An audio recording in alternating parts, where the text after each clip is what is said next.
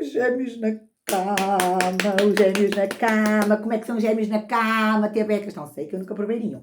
Mas vocês sabem melhor do que eu. Mas, pelos signos, pela astrologia, os gêmeos são descontraídos, muito descontraídos e brincalhões.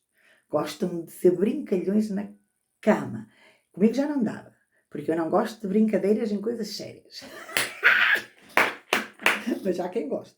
Há quem goste dessa descontração toda. E há quem goste de estar assim, tipo, sei lá, com a perna para cada lado, a brincar que você é um trapezista. Não sei. Pronto, fica aí a sugestão para quem gosta deste tipo de aquecimentos. E agora, como é que é o nosso caranguejo na cama? Não sei porquê, mas este dedismo tem mais a ver com o meu gosto. Mas escrevam. Tchau.